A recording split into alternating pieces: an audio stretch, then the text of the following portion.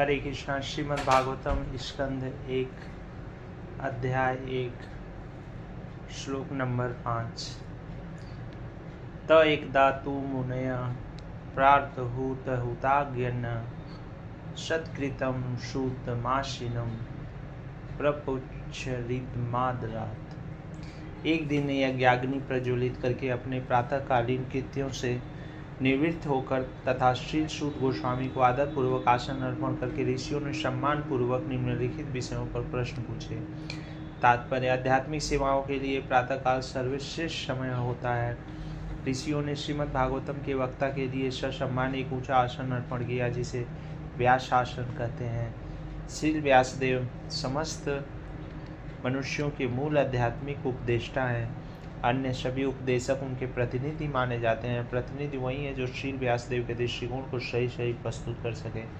श्री व्यासदेव ने श्रीमद् भागवतम का संदेश श्री सुखदेव गोस्वामी को प्रदान किया और श्री सूत गोस्वामी ने उनसे श्री सुखदेव गोस्वामी से इसे सुना।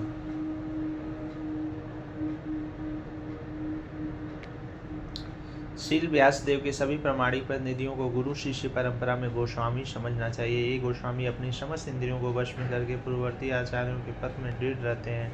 वे श्रीमद् भागवतम पर मनमाने व्याख्यान नहीं देते, अपितु अपने उन पूर्ववर्ती आचार्यों का अनुगमन करते हैं। अन्य अत्यंत सावधानी से सेवा करते हैं, जिन्होंने उन तक दिव्य संदेश को यथारूप पहुंचाया। श्रीमद् भागवतम के श्रोतागण वक्ता से अर्थ स्पष्ट करने हेतु प्रश्न पूछ सकते हैं, किंतु चुनौती की भावना से ऐसा नहीं करना चाहिए। श्रोता को चाहिए कि वक्ता तथा विषय वस्तु के लिए अत्यंत सम्मान के साथ प्रश्न पूछे। श्रीमद् भगवद गीता में भी इसी विधि का निर्देश दिया गया है। मनुष्य को उपयुक्त स्रोतों से विनय पूर्वक श्रवण करके दिव्य विषय सीखना चाहिए। इसलिए इन मुनियों ने वक्ता श्री सूत गोस्वामी को अत्यंत सम्मान पूर्वक संबोधित किया। ऋषय ऊचु त्वया खलु पुराणानि सेतिहासनि चानघ आख्यातन्यप्यधीतानि धर्मशास्त्राणि यान्युत। ऋषियों ने पूछा, हे पूज्य सूत गोस्वामी, आप समस्त प्रकार के पापों से पूर्ण रूप से मुक्त हैं। आप धार्मिक जीवन के लिए विख्यात समस्त शास्त्रों में, पुराणों के साथ साथ इतिहासों में भी निपुण हैं, क्योंकि आपने समुचित निर्देशन में उन्हें पढ़ा है और उनकी व्याख्या भी की है। तात्पर्य: गोस्वामी या श्री व्यासदेव के प्रामाणिक प्रतिनिधि को समस्त पापों से मुक्त होना चाहिए। कलयुग के 4 प्रमुख पाप हैं: स्त्रियों के साथ अवैध संबंध, दूसरा पशुवध, तीसरा मादक द्रव्यों का सेवन तथा चौथा सभी प्रकार की दूध क्रीड़ा। किसी गोस्वामी को व्यास आसन पर बैठने का तभी साहस करना चाहिए जब वो इन सभी पापों से मुक्त हो, जो विवेक पापों से रहित न हो और जो आचरण से निष्कलंक न हो। उसे व्यास आसन पर न बैठाया जाए। उसे न केवल इन सभी पापों से मुक्त होना चाहिए, अपितु समस्त शास्त्रों में या वेदों में पारंगत होना चाहिए। पुराण भी वेदों के ही अंग हैं, एवं महाभारत या रामायण जैसे इतिहास भी वेदों के ही अंग हैं। आचार्य तथा गोस्वामी को इन ग्रंथों से पूर्ण रूप से अवगत होना चाहिए। उनको पढ़ने की अपेक्षा उनका श्रवण तथा उनकी व्याख्या कीर्तन अधिक महत्वपूर्ण है। केवल श्रवण तथा व्याख्या द्वारा ही शास्त्रों के ज्ञान को आत्मसात किया जा सकता है। श्रवण का अर्थ है सुनना तथा कीर्तन का अर्थ है समझना या कहना। श्रवण तथा कीर्तन ये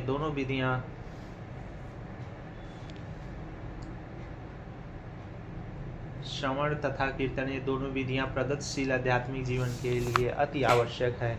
जिन मनुष्यों ने उपयुक्त स्रोत से विनय पूर्वक श्रवण करके दिव्य ज्ञान को भली भांति समझ लिया, वे ही इस विषय को समुचित व्याख्या कर सकते हैं।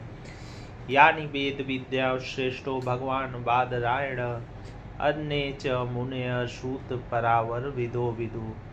हे सूत गोस्वामी, आप ज्येष्ठतम विद्वान एवं वेदांती होने के कारण ईश्वर के अवतार श्री व्यासदेव के ज्ञान से अवगत हैं, और आप उन अन्य मुनियों को भी जानते हैं जो सभी प्रकार के भौतिक तथा आध्यात्मिक ज्ञान में निपुण हैं। तात्पर्य: श्रीमद् भागवतम ब्रह्मा सूत्र या बादरायणी वेदांत सूत्र की स्वाभाविक टीका है। इसे स्वाभाविक कहा जाता है क्योंकि श्री व्यासदेव वेदांत सूत्र तथा समस्त वैदिक साहित्य के सार रूप इस श्रीमद् भागवतम के रचयिता हैं। श्री व्यासदेव के अतिरिक्त अन्य ऋषिगण तथा गौतम काड़ाद कपिल, पतंजलि, जैमिनी तथा अष्टावक्र जब विभिन्न दार्शनिक प्रणालियों के रचयिता हुए हैं। आस्तिकता की पूर्ण व्याख्या वेदांत सूत्र में है, जबकि अन्य दार्शनिक चिंतन प्रणालियों में समस्त कारणों के परम कारण के विषय में कोई उल्लेख नहीं मिलता। कोई व्यासासन पर तभी बैठ सकता है जब वह दर्शन की समस्त प्रणालियों से अवगत हो, जिससे वह अन्य सभी प्रणालियों का खंडन करते हुए श्रीमद् भागवतम के आस्तिकतावाद को प्रस्तुत कर सके। श्री सूत गोस्वामी उपयुक्त शिक्षक थे, इसलिए नैमिषारण्य के मुनियों ने उन्हें व्यासासन पर बैठाया। श्री व्यासदेव को यहाँ पर भगवान कहा गया है क्योंकि वे प्रामाणिक सत्यावेश अवतार थे।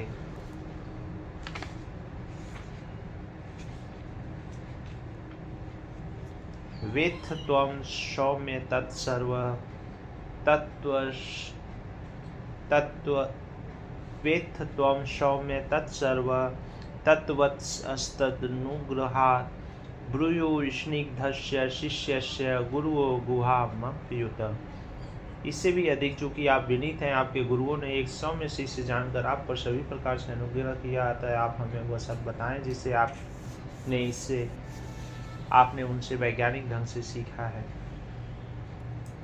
तात्पर्य: आध्यात्मिक जीवन की सफलता का रहस्य गुरु को तुष्ट करने तथा उनकी शुभाशीष प्राप्त करने में है। श्री विश्वनाथ चक्रवर्ती ठाकुर ने गुरु के विषय में अपने सुप्रसिद्ध 8 श्लोकों में इस प्रकार गाया है: मैं अपने गुरु के चरणारविंदों में नमस्कार करता हूँ। उनको तुष्ट करके ही कोई श्री भगवान को प्रसन्न कर सकता है, और जब वे अप्रसन्न रहते हैं तो आत्म साक्षात्कार के मार्ग में विघ्न ही विघ्न आते हैं। अतः यह आवश्यक है कि शिष्य अपने प्रामाणिक गुरु के प्रति अत्यंत आज्ञाकारी तथा विनीत रहे। श्री सूत गोस्वामी शिष्य के इन सारे गुणों से उत्प्रोत थे, अतः उन पर विद्वान एवं स्वरूप सिद्ध आध्यात्मिक गुरुओं तथा श्री व्यासदेव तथा अन्य गुरुओं की कृपा दृष्टि से नैमिषारण्य के मुनियों को पूर्ण विश्वास था कि श्री सूत गोस्वामी प्रामाणिक व्यक्ति हैं, इसलिए वे उनसे सुनने हेतु उत्सुक थे। तत्र तत्राजशायुष्मन् भवता यदि निश्चितं पुंसामेकांत श्रेयस्तत्र संश्रुति महर्षि। अतएव दीर्घायु का आशीर्वाद प्राप्त होने के कारण आप सरलता से समझ में आने वाली विधि से हमें समझाइए कि आपने जनसाधारण के समग्र में परम कल्याण के लिए क्या निश्चय किया है। तात्पर्य: श्रीमद् भगवद गीता में आचार्य की पूजा की संस्तुति की गई है। आचार्य तथा गोस्वामी निरंतर जनसाधारण के कल्याण, विशेष रूप से उनके आध्यात्मिक कल्याण के विचारों में लीन रहते हैं। आध्यात्मिक कल्याण होने पर भौतिक कल्याण स्वतः हो जाता है। अतएव आचार्यगण सामान्य जनता को आध्यात्मिक कल्याण के लिए उपदेश देते हैं। इस कलयुग या कलह प्रिय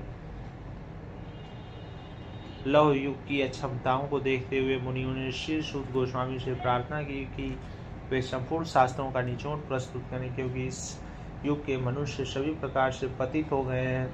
अतः मुनियों ने समग्र कल्याण की जिज्ञासा की, यही मनुष्यों का परम कल्याण है। इस युग के मनुष्यों की पतित अवस्था का वर्णन निम्नलिखित प्रकार से हुआ है: प्रायेणाल्पायुष सभ्य कलावस्मिन् युगे जना मंदाशुमंदमतयो मंदभाग्या हापुद्रिता। ये विद्वान, कलि के इस लौ युग में मनुष्यों की आयु कम है।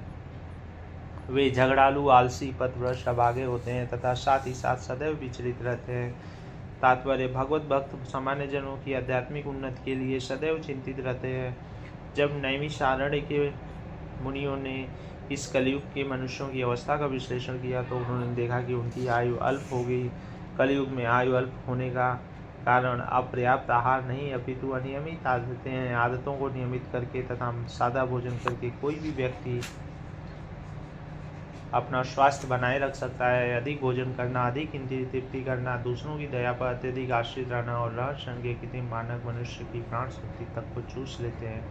फलस्वरूप जीवन की अवधि घट जाती है। इस युग के मनुष्य न केवल भौतिक दृश्य अपितु आत्म साक्षात्कार के विषय में भी अत्यंत आलसी है। यह मनुष्य जीवन विशेष रूप से आत्म साक्षात्कार के लिए मिला है, अर्थात मनुष्य को चाहिए कि मैं क्या हूँ, संसार क्या है और परम सत्य क्या है। मनुष्य जीवन वह साधन है जिससे जीव इस भौतिक जगत में कठिन जीवन संघर्ष के कष्टों को मिटा सकता है और अपने सनातन घर भगवत धाम को लौट सकता है। किंतु किंतु भ्रष्ट शिक्षा पद्धति के कारण मनुष्यों में आत्म साक्षात्कार की इच्छा ही नहीं उठती। यदि उन्हें इस विषय में पता चल भी जाए तो दुर्भाग्यवश वे पथभ्रष्ट शिक्षकों के शिकार बन जाते हैं।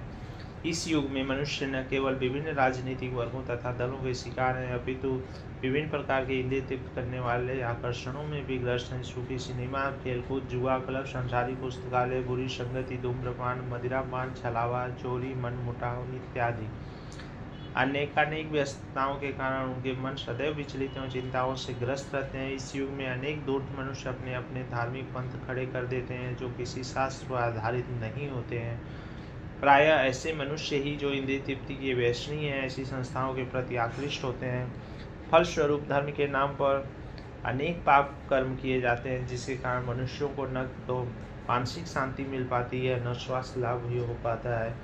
अब छात्र ब्रह्मचारी वर्ग का पालन नहीं किया जाता और गृहस्थ मनुष्य गृहस्थाश्रम के विधि विधानों का पालन नहीं करते। फलस्वरूप तथाकथित वानप्रस्थ तथा सन्यासी जो ऐसे गृहस्थ आश्रमों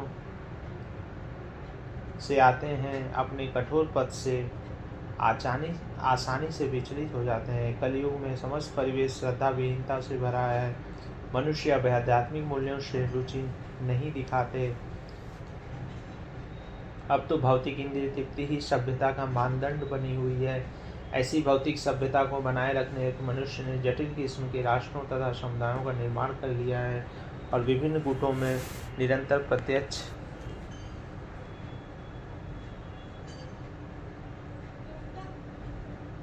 तथा शीत युद्ध की आशंका बनी रहती है। तो आज के मानव समाज के विकृत मानदंडों के कारण आध्यात्मिक स्तर को उठा पाना अत्यंत कठिन हो गया है। नमी सारण्य के ऋषि मुनि पतितात्माओं को मुक्त करने हेतु उत्सुक हैं, अतः वे श्री शुद्ध गोस्वामी से उपचार पूछ रहे हैं। भूरीड़ी भूरी कर्माणि श्रोतव्यानि विभागश अत्र साधोत्र यत्सारं समुद्धृत्य मनीषया ब्रूहि भद्राय भूतानां येनात्मा सुप्रसिद्धित। शास्त्रों के अनेक प्रकार हैं और उन सब में अनेक नियमित कर्मों का उल्लेख है, जिनके विभिन्न प्रभागों का वर्षों तक अध्ययन करके ही सीखा जा सकता है। अतः हे साधु, कृपया आप इन समस्त शास्त्रों का सार चुनकर समस्त जीवों के कल्याण हेतु समझाएं, जिससे इस उपदेश से उनके हृदय पूर्ण रूपेण तुष्ट हो जाए। तात्पर्य: आत्मा अथवा स्व को पदार्थ तथा भौतिक तत्वों से पृथक माना जाता है। इसका स्वरूप आध्यात्मिक है, यह किसी भी परिमाण के भौतिक आयोजनों से तुष्ट नहीं होता। संपूर्ण शास्त्र तथा आध्यात्मिक उपदेश इसी आत्मा की तुष्टि के निमित्त है। विभिन्न कालों तथा विभिन्न स्थानों में नानाविध जीवों के लिए अनेक प्रकार के उपायों की संस्तुति की गई है। फलस्वरूप प्रामाणिक शास्त्रों की संख्या अनगिनत है। इन शास्त्रों में विभिन्न विधियों तथा नियमित कर्मों का विधान है। इस कली काल में सामान्य जनता की पतित अवस्था को ध्यान में रखते हुए नमी सारण्य के मुनियों ने श्री शुद्ध गोस्वामी से अनुरोध किया कि वे इन समस्त शास्त्रों का सार कह सुनाएं, क्योंकि इस युग में पतित आत्माओं के लिए वर्णाश्रम पद्धति में इन विविध शास्त्रों के सभी उपदेशों को पढ़ना तथा समझ पाना संभव नहीं है। मनुष्य को आध्यात्मिक स्तर तक उठाने हेतु वर्णाश्रम वाले समाज को सर्वोत्कृष्ट संस्था माना जाता था, किंतु कलयुग के कारण इन संस्थाओं के विधि विधानों को पूरा कर पाना संभव नहीं रह गया है। न ही जनसाधारण के लिए वर्णाश्रम संस्था द्वारा प्रतिपादित विधि के अनुसार अपने अपने परिवारों से संबंध विच्छेद कर पाना संभव है। समस्त परिवेश विरोध से व्याप्त है। इस पर विचार करते हुए यह देखा जा सकता है कि इस युग में सामान्य जनों का आध्यात्मिक उत्थान अत्यंत कठिन है। जिस प्रकार से मुनियों ने इस विषय को श्री शुद्ध गोस्वामी के समक्ष रखा, उसकी व्याख्या अगले श्लोकों में की गई है। हरे कृष्णा।